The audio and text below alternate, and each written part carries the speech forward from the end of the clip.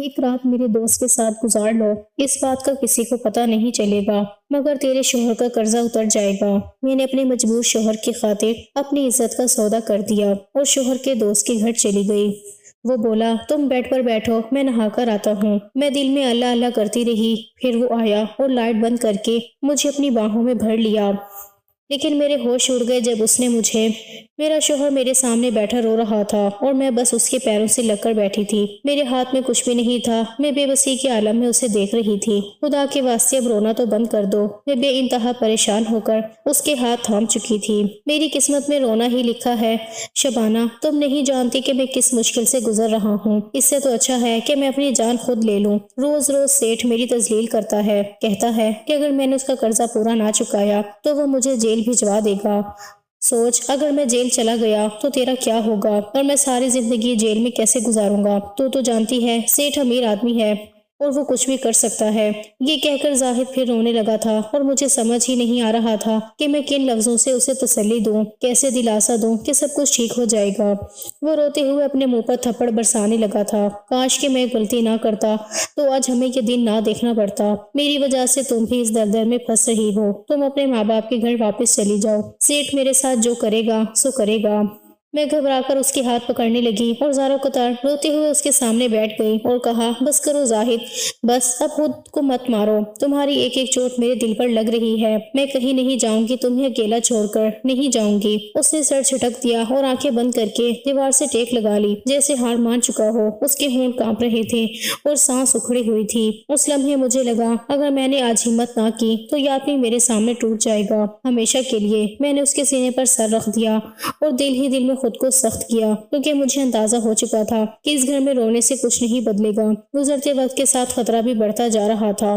زاہد میں سیٹھ کے پاس چلتی ہوں تمہارے ساتھ، میں اس سے بات کروں گی، میں اس سے وعدہ کر لوں گی یا پھر اسے سمجھاؤں گی کہ ہم جلدی اس کا قرضہ چکا دیں گے، کیا پتا وہ میری بات مان جائے۔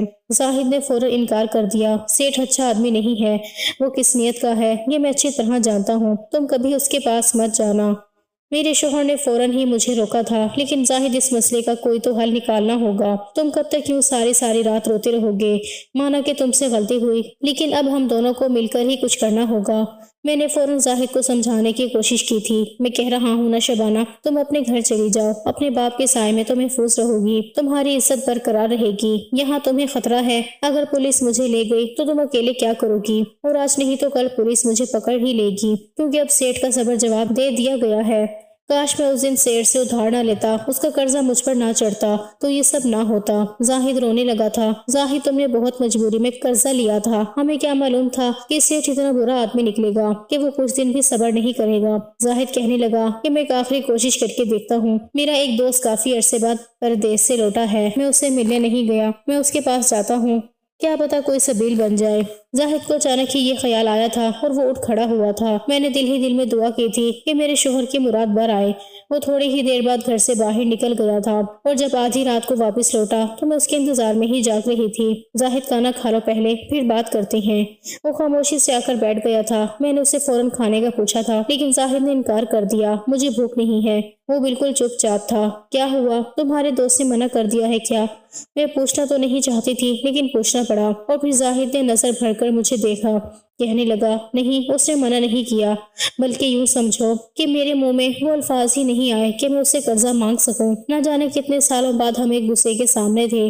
وہ مجھے دیکھتے ہی میرے گلے لگ گیا، بہت خوش تھا۔ وہ باتیں کرنے لگا، اپنی نوکری کے بارے میں، اپنے باہر ملک کے بارے میں بتانے لگا۔ وہ یہاں اپنی شادی کے سلسلے میں آیا ہوا ہے۔ بس وہ سب کچھ سناتا رہا اور میں سنتا رہا۔ مجھ میں اتنی ہمت نہ پڑی کہ میں اتنے عرصے بعد اپنے دوست سے ملتے ہی اس سے قرضہ مانگ لیتا۔ بس میں نے اسے کل کھانے پر بلا لیا ہے۔ یہ کہہ کر زاہد چپ ہو گیا تھا اور میں چونک گئی تھی۔ کھانے پر؟ لیکن ہمارے پاس کچھ بھی نہیں ہے، ہم اسے کھانا کہاں سے کھلائیں گے؟ آپ اس سے قرضہ مانگنے گئے تھے اور اسے دعوت دے کر آ گئے ہیں۔ میری بات پر زاہد نے حیرت سے سر اٹھا کر مجھے دیکھا اور کہنے لگا، کیسی باتیں کرتی ہو شبانہ؟ میں نے اسے یہاں کسی خاص مقصد کے تحت بلایا ہے۔ میں تھوڑے بہت پیسے کہیں سے ارینج کرتا ہوں، تم کل اچھے سے کھانا بنانا، جب وہ یہاں آ جائے گا تو پھر میں اسے قرضے کی بات بھی کر لوں گا۔ زاہد نے یہ کہہ کر خاموشی اختیار کر لی تھی اور میں گہری سوچ میں ڈوب گئی تھی۔ دل میں ایک عجیب سا خوف اور بے چینی سر اٹھا رہی تھی، مگر میں نے خود کو سنبھالا۔ میں نہیں چاہتی تھی کہ زاہد کو میری گھبراہٹ کا اندازہ ہو۔ رات کافی گزر چکی تھی، زاہد لیٹ گیا تھا مگر نیند اس کی آنکھوں سے کوسوں دور تھی۔ میں بھی کروٹیں بدلتی رہی، دل بار بار کسی انہونی کے خدشے سے کانپ اٹھتا تھا۔ اگلی صبح میں معمول سے پہلے جاگ گئی، کچن میں جا کر میں نے خاموشی سے کام شروع کر دیا۔ دل میں بار بار یہی خیال آ رہا تھا کہ آج کا دن شاید ہماری زندگی کا فیصلہ کر دے۔ میں نے سادہ سا کھانا تیار کیا اور کام کے ساتھ لبوں پر بے آواز دعا تھی۔ دوپہر کے قریب زاہد اٹھا تو اس کے چہرے پر اب بھی وہی پریشانی جمی ہوئی تھی۔ اس نے مجھ سے نظریں چرائیں جیسے مجھ سے کچھ چھپانا چاہتا ہو۔ میں نے بھی کوئی سوال نہ کیا، بعض سوالوں کے جواب خاموشی میں ہی بہتر ہوتے ہیں۔ شام ڈھلنے لگی تو گھر میں ایک عجیب سا سکوت چھا گیا، ہر آہٹ پر دل چونک اٹھتا تھا۔ زاہد بار بار گھڑی دیکھ رہا تھا اور میں دروازے کی طرف۔ آخرکار دروازے پر دستک ہوئی، میرا دل زور سے دھڑکا۔ زاہد نے دروازہ کھولا تو ان کا دوست سامنے کھڑا تھا، اس کے چہرے پر اعتماد تھا اور لہجے میں بے تکلفی۔ زاہد اپنے دوست کو اندر لے آیا، آؤ یار اندر آؤ، پھر میری طرف مڑ کر بولا، یہ میری بیوی ہے شبانہ۔ اس شخص نے ایک نظر مجھ پر ڈالی اور اسی لمحے میری سانس جیسے رک سی گئی، میری نظر اس کے چہرے پر ٹھہر گئی اور دل زور سے دھڑک اٹھا۔ یہ چہرہ میں لاکھوں میں بھی پہچان سکتی تھی، یہ بھلا بھلائے جانے کے قابل کہاں تھا۔ میرے ہاتھ بے اختیار کانپنے لگے، قدموں میں جیسے جان ہی نہ رہی، میں پوری طرح گڑبڑا گئی تھی۔ اور کچھ ایسا ہی حال زاہد کے سامنے کھڑے اس شخص کا بھی تھا۔ وہ ایک لمحے کو ساکت رہ گیا، اس کی آنکھوں میں حیرت، گھبراہٹ اور پہچان ایک ساتھ ابھری۔ اس نے خود کو فوراً سنبھالنے کی کوشش کی مگر وہ پل بھر کی لغزش میری نظر سے چھپ نہ سکی۔ میں نے اس کے ہاتھوں کی کپکپاہٹ کو محسوس کر لیا تھا۔ السلام علیکم۔ اس کی آواز میں وہ اعتماد نہ تھا جو دروازے پر کھڑے ہوتے وقت تھا۔ میں نے بامشکل جواب دیا، وعلیکم السلام۔ میرا اپنا حال ایسا تھا کہ کاٹو تو بدن میں لہو نہیں۔ کمرے میں ایک عجیب سی خاموشی پھیل گئی، زاہد اس خاموشی سے بے خبر تھا۔ میرے کانوں میں دل کی دھڑکن گونج رہی تھی اور آنکھوں کے سامنے ماضی کے مناظر دھندلے دھندلے ابھرنے لگے۔ میں نے نظریں جھکا لی مگر دل میں اٹھنے والا طوفان کسی صورت تھمنے کا نام نہیں لے رہا تھا۔ مجھے یوں لگا جیسے تقدیر نے ایک بار پھر مجھے وہیں لا کھڑا کیا ہو جہاں سے میں برسوں پہلے جان بچا کر نکلی تھی، اور آج وہی چہرہ میرے گھر کی دہلیز پر کھڑا تھا۔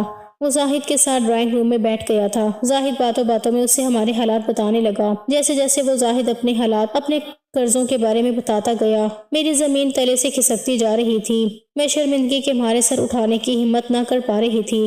آخرکار زاہد نے اپنے قرضے کا ذکر کیا اور کہا، میں کچھ رقم ادھار چاہتا ہوں۔ یہ سن کر وجاہت نے ایک نظر میری طرف ڈالی۔ میں چائے کے کپ لیے اندر داخل ہو رہی تھی مگر وجاہت کی اس نظر نے میری روح کو جیسے چھلنی کر دیا ہو۔ اس نے آہستہ مگر واضح لہجے میں کہا، 2 لاکھ روپے تو کافی بڑی رقم ہے، لیکن میں تمہاری مدد کرنے کو تیار ہوں۔ یہ سن کر زاہد کے چہرے پر خوشی کے تاثرات ابھرنے لگے۔ وہ فوراً ہی وجاہت کا ہاتھ پکڑ کر بیٹھ گیا اور کہا، میں تمہارا بہت شکر گزار رہوں گا، جیسے بھی ممکن ہوا تمہارا قرضہ واپس کر دوں گا۔ پھر زاہد نے میری طرف دیکھا اور کہنے لگا، بیگم کھانا لگا دو۔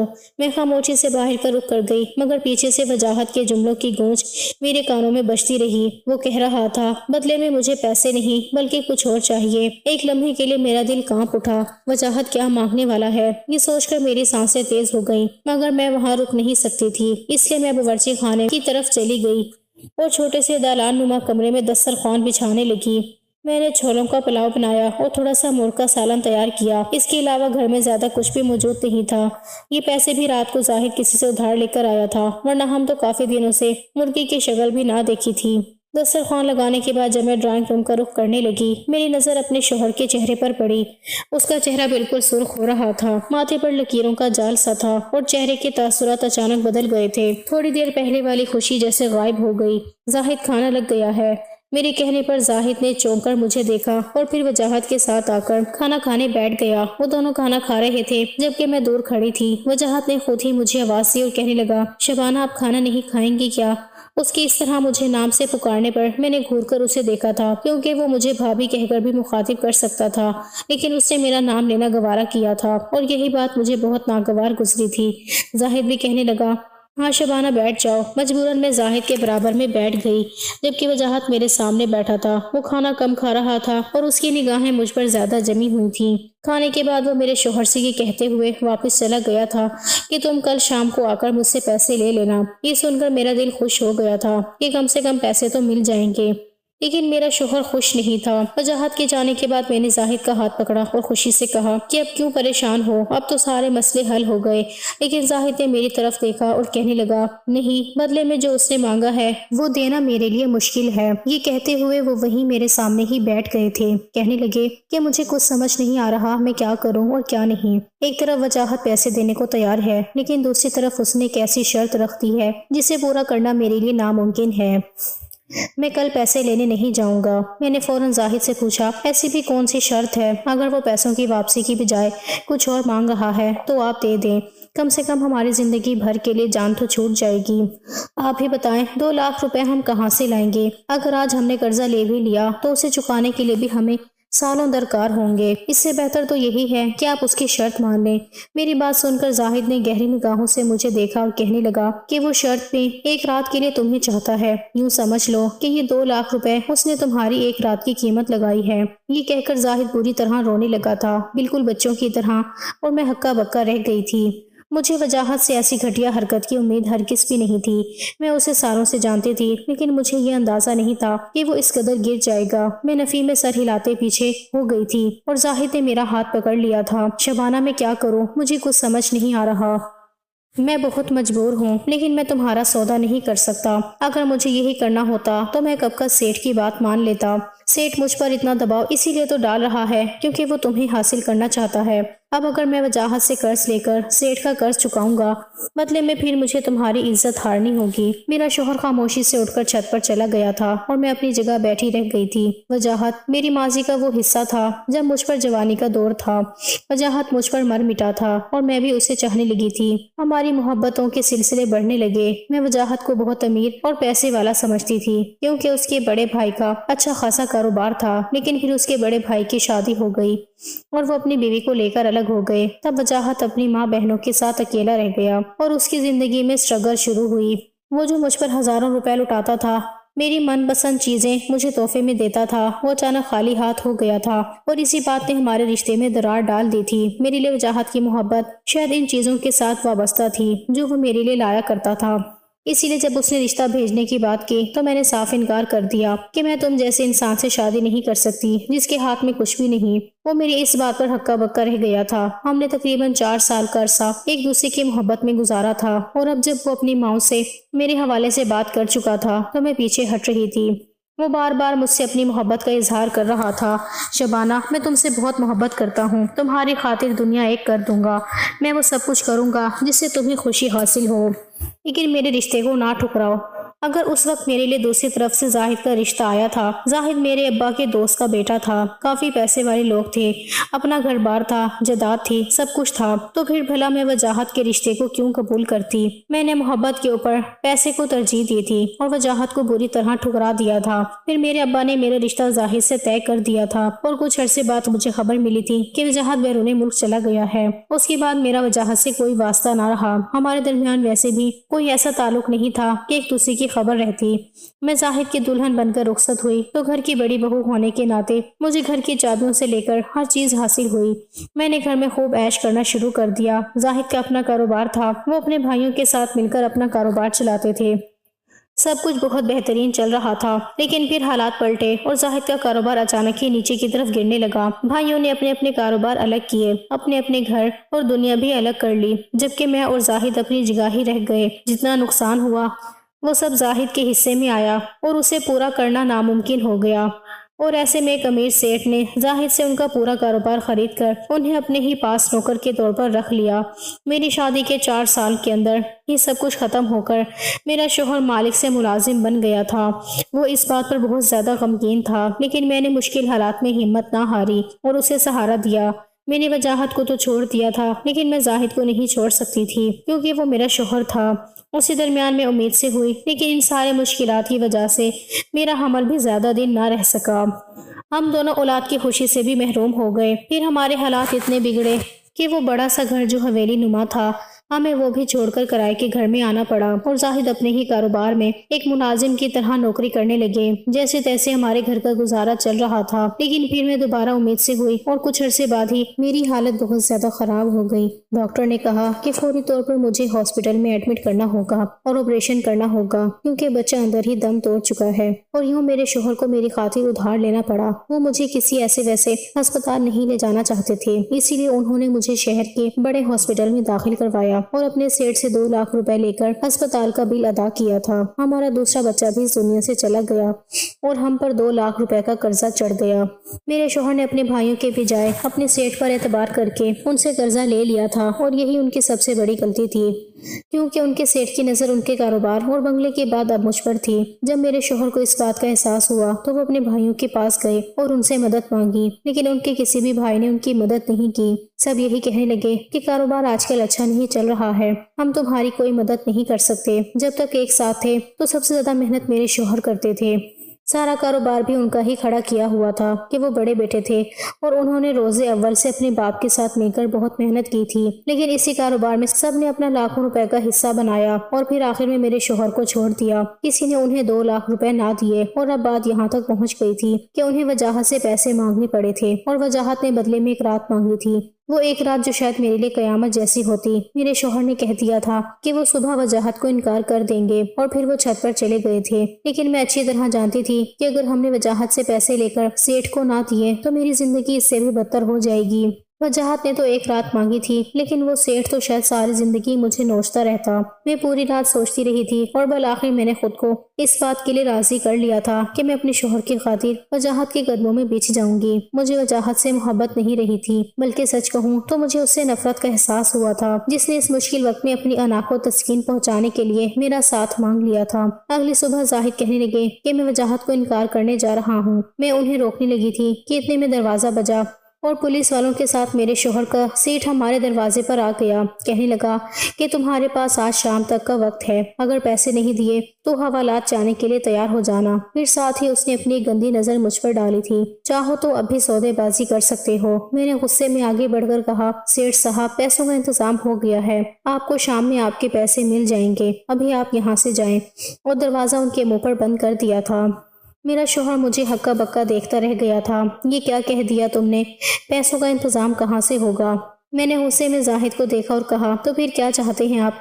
सारी जिंदगी जेल की सलाखों के पीछे सड़ना चाहते हैं या फिर सारी उम्र के लिए मुझे सेठ के हवाले करना चाहते हैं? इससे बेहतर तो ये है कि मैं एक रात के लिए वजाहत के साथ रह लूं। मेरे कहने पर वो बिल्कुल खामोश हो गए थे। ये कोई मजाक नहीं है शबाना, मैं भी जानती हूँ जाहिद, ये मजाक नहीं है, लेकिन यही वक्त का तकाजा है। आप जाएं और वजाहत से पैसे लेकर अपने सेठ को दे दें। मेरे कहने पर जाहिद खामोशी से बाहर निकल गए थे और फिर जब शाम को वापस लौटे तो उनके कंधे झुके हुए थे। मैंने सेठ साहब के पैसे वापस कर दिए हैं। सेठ साहब का मुंह देखने लायक हो गया था। उन्हें यकीन था कि मैं कहीं से भी पैसे नहीं दे पाऊंगा। तुम्हें पता है कि मेरे भाइयों ने मुझे पैसे क्यों नहीं दिए? क्योंकि सेठ साहब ने उन्हें भी खरीद लिया था। उनके आपस में कारोबारी मुआहदे हो गए थे और उन्होंने ही मेरे भाइयों को मना किया था कि वो मेरी मदद ना करें, और मेरे भाइयों ने अपने कारोबार चमकाने के लिए मेरी मदद नहीं की। आज मुझे ये बात पता चली है तो मेरा दिल पूरी तरह टूट गया है। अगर तुम मेरा साथ ना देती तो न जाने क्या होता। मेरी इज्जत की खातिर, मेरे मान की खातिर बस एक रात अब तुम्हें वजाहत के साथ गुजारनी होगी। वो जाने खुद को समझा रहे थे या मुझे। जब रात हुई तो मैं खामोशी से जाहिद के साथ घर से निकली और वजाहत के घर पहुँच गई। घर क्या था, एक आलीशान बंगले जैसा था। मैं अंदर गई तो वजाहत मेरा इस्तकबाल किया और मुझे बेडरूम में बिठा लिया। कहने लगा उसकी अम्मी और बहनें किसी रिश्तेदार की शादी में गई हैं और 1 हफ्ते बाद लौटेंगी। मैं बस खामोशी से नजरें झुकाई बैठी थी, उंगलियां आपस में फंसाए उन्हें मरोड़ रही थी। कुछ कहोगी नहीं शबाना? उसने बड़ी गहरी निगाहों से मुझे देखा था। मैंने नजर उठाकर देखा तो आंखों में आंसू झिलमिलाने लगे। मुस्कुराया और कहने लगा मैं फ्रेश होकर आता हूँ। और फिर वो वॉशरूम में चला गया और मैं अल्लाह से दुआ मांगने लगी कि या अल्लाह मेरी मदद फरमा दे। मैंने ये फैसला कर तो लिया था, लेकिन मैं जानती थी कि ये गुनाह है। मैं हरगिज भी नहीं करना चाहती थी। मैंने वजाहत को पैसे की वजह से ठुकराया जरूर था, लेकिन मैं इस तरीके से कभी दोबारा वजाहत की जिंदगी में शामिल होने का सोच भी नहीं सकती थी। کافی دیر بعد وہ شاور لے کر باہر آیا تو مسکرا کر میرے قریب آ گیا، ہاتھ پکڑا اور کھینچ کر بستر پر بٹھا لیا۔ میرے ہاتھ پاؤں تھر تھر کانپنے لگے۔ اس نے میری گردن کے گرد اپنے ہاتھ رکھے اور کہنے لگا، مجھے پہچانتی ہو نا؟ میں آج بھی وہی ہوں جو تم سے بے انتہا محبت کرتا تھا۔ دیکھو قسمت تمہیں خود ہی میرے کمرے میں لے آئی ہے۔ میری آنکھوں سے آنسو ٹپکنے لگے۔ اس نے مجھے اپنی باہوں میں بھرا اور میرے نزدیک ہو گیا۔ میرے کان پر جھکتے ہوئے کہنے لگا کہ اب تو تم اپنی مرضی سے یہاں آئی ہو، اور دیکھو جس دولت کی خاطر تم نے مجھے چھوڑا تھا، میں نے آج اسی دولت سے تمہیں خرید لیا ہے۔ اب بتاؤ کہ میں تمہارے قابل ہوں یا زاہد؟ میں گھبرا کر پیچھے ہوئی تھی، سمجھ نہیں آ رہا تھا کیا کروں۔ بس دل چاہ رہا تھا کہ دروازے کی طرف دوڑ لگا دوں اور یہاں سے فرار ہو جاؤں۔ وہ مجھ سے کچھ فاصلے پر پیچھے ہوا اور کہنے لگا کہ اگر چاہو تو زاہد کو ہمیشہ کے لیے چھوڑ کر میری زندگی میں شامل ہو سکتی ہو۔ میں تمہیں قبول کرنے کو تیار ہوں۔ دیکھو میرے پاس کتنا پیسہ ہے، میرا گھر تمہارے گھر سے زیادہ عالی شان ہے، اور میرے پاس تمہارے شوہر سے کہیں زیادہ پیسہ ہے۔ اگر تم چاہو تو اس سے طلاق لے سکتی ہو۔ میں تم سے شادی کرنے کو تیار ہوں۔ وجاہت کی بات پر میرا دل کٹ گیا تھا۔ میں اٹھ کر کھڑی ہوئی اور کہا کہ آج میں یہاں بہت مجبوری میں آئی ہوں۔ میرے شوہر کی عزت کا معاملہ نہ ہوتا تو میں کبھی یہاں نہ آتی۔ میں اسے پولیس اسٹیشن نہیں جانے دے سکتی تھی، اسی لیے میں خود چل کر یہاں تک آئی ہوں۔ تم آج کی رات جو چاہے کرو، لیکن صبح ہوتے ہی میں واپس اپنے شوہر کے پاس چلی جاؤں گی۔ میں بری طرح رونے لگی تھی۔ وجاہت غور سے مجھے دیکھنے لگا، کہنے لگا کہ کیا آج پیسے معنی نہیں رکھتا؟ اسی پیسے کے لیے تم نے مجھے چھوڑا تھا، اور اسی پیسے کے لیے میں سالوں پردیس گزار کر آیا ہوں۔ آج میرے پاس بہت پیسہ آ گیا ہے، میں تمہیں سب کچھ دے سکتا ہوں، پھر کیا پرابلم ہے؟ میں نے نفی میں سر ہلایا اور کہا، اس وقت مجھ پر جوانی کا جوش چڑھا ہوا تھا، میرے لیے پیسہ زیادہ اہم تھا، لیکن آج میں رشتوں کا مطلب سمجھتی ہوں۔ زاہد مجھ سے بہت محبت کرتے ہیں، انہوں نے میری خاطر ہمیشہ بہت کچھ کیا ہے، اور یہ جو 2 لاکھ روپے کا قرضہ ان پر چڑھا تھا، یہ بھی میری وجہ سے، کیونکہ انہوں نے میری جان بچانے کے لیے اپنے سیٹ سے ادھار لیا تھا۔ اسی لیے میرا فرض بنتا ہے کہ میں ان کے سر سے یہ بوجھ اتارنے میں ان کی مدد کروں۔ اب تم اپنا پیسہ مجھ سے وصول کرو اور مجھے جانے دو۔ میری بات پر وجاہت بس مجھے دیکھتا رہ گیا، پھر دھیمے سے مسکرایا اور کہنے لگا کہ واقعی میں نے ہمیشہ تمہیں سمجھنے میں غلطی کی ہے۔ جب پہلی بار تم مجھے ملی تو مجھے لگا کہ تم مجھ سے محبت کرتی ہو، اور اسی لیے میں تمہارے پیچھے دیوانہ ہو گیا۔ پھر جب تم نے پیسے کی خاطر مجھے چھوڑا تو مجھے یقین آ گیا کہ تم ایک لالچی عورت ہو جسے صرف پیسہ چاہیے تھا، اور اسی لیے میں پردیس چلا گیا تاکہ زیادہ امیر ہو کر واپس لوٹوں۔ میں نہیں جانتا تھا کہ تمہاری شادی میرے ہی دوست سے ہوئی ہے۔ جب میں نے تمہیں زاہد کے گھر میں دیکھا تو سوچا کہ اب تو تم پیسے کی خاطر میرے پاس واپس آ جاؤ گی، کیونکہ زاہد کے پاس پیسہ نہیں رہا، لیکن ایک بار پھر تم نے مجھے غلط ثابت کر دیا۔ شاید میں واقعی تمہیں ہر بار سمجھنے میں چوک کر دیتا ہوں۔ اس بار تم نے پیسے کی بجائے محبت کو چن لیا، وہ محبت جو شاید تمہیں اپنے شوہر سے ہے۔ میں نے ہر بار تمہیں جو سمجھا اس سے الگ ہی پایا۔ مجھے لگا تھا کہ میں اپنا پیسہ تمہارے آگے بچھاؤں گا اور تم میری ہو جاؤ گی، لیکن مجھے یقین آ گیا ہے کہ تم اپنے شوہر کو نہیں چھوڑو گی، اسی لیے میں واپسی کے دروازے کھول رہا ہوں، ابھی اور اسی وقت واپس لوٹ جاؤ۔ وجاہت کی بات پر میں نے بے یقینی سے اسے دیکھا تھا۔ وہ واقعی سنجیدہ چہرے لیے کھڑا تھا، کہنے لگا کہ تم اپنے امتحان میں کامیاب ہوئی ہو، تم ایک پاکیزہ عورت ہو، اور میں تمہیں داغدار نہیں کر سکتا۔ تم واپس زاہد کے پاس لوٹ جاؤ، اب اس کا قرضہ اتر چکا ہے۔ مجھے بھی واپسی کوئی پیسہ نہیں چاہیے، بس میں تمہیں خوش دیکھنا چاہتا ہوں، کیونکہ آج بھی میرے دل میں تمہارے لیے بہت محبت اور احترام ہے۔ وجاہت نے خود نہ صرف واپسی کے دروازے کھولے تھے، بلکہ وہ مجھے چھوڑنے کے لیے گھر آیا تھا۔ زاہد جو گھر کے دروازے پر ہی بیٹھے تھے مجھے دیکھ کر حیران رہ گئے، پھر آگے بڑھ کر میرے گلے لگ گئے، بری طرح رونے لگے۔ وجاہت نے ان سے معافی مانگی تھی اور کہا تھا کہ وہ بس میرے کردار کو دیکھنا چاہتے تھے اور کچھ نہیں، اور پھر وہ واپس چلے گئے تھے۔ وجاہت کے جانے کے بعد میں زاہد کے ساتھ اپنے گھر میں داخل ہوئی تو مجھے لگا جیسے میں کسی سکون بھری جنت میں آ گئی ہوں۔ نہ اب ہم پر قرضوں کا بوجھ تھا اور نہ ہی میری عزت کو کوئی خطرہ تھا۔ وجاہت نے دوستی کا فرض نبھایا تھا اور محبت کا بھرم بھی رکھ لیا تھا۔ کچھ دنوں بعد وجاہت اپنی شادی کا کارڈ لے کر ہمارے دروازے پر آیا تھا۔ وہ اپنی ہی کزن سے شادی کرنے جا رہا تھا۔ اس نے ایک بار پھر زاہد سے معافی مانگی تھی اور مجھ سے بھی۔ ہم نے اسے دل سے معاف کر دیا تھا۔ وہ تو ہمارا محسن تھا جس نے ہمارے ساتھ بہت ہی احسان کا معاملہ کیا تھا۔ پھر وجاہت نے بتایا کہ وہ پردیس نہیں جانا چاہتے، وہ یہی نیا کاروبار شروع کرنا چاہتا ہے اور میرے شوہر کے تجربے سے فائدہ حاصل کرنا چاہتا ہے۔ وہ میرے شوہر کو اپنے ساتھ بزنس پارٹنر بنانا چاہتا تھا۔ ہمارے پاس کاروبار میں لگانے کے لیے پیسہ تو نہیں تھا، لیکن زاہد کے پاس بہت سارے کانٹیکٹس تھے، تجربہ تھا، اور وہ اسی کے ساتھ کاروبار میں شامل ہونے جا رہے تھے۔ وہ دونوں مل کر ایک نئے کاروبار کی بنیاد رکھنے والے تھے، اور میں نے خدا سے دعا کی تھی کہ میرے شوہر جلد ہی ترقی اور کامیابی حاصل کر لیں۔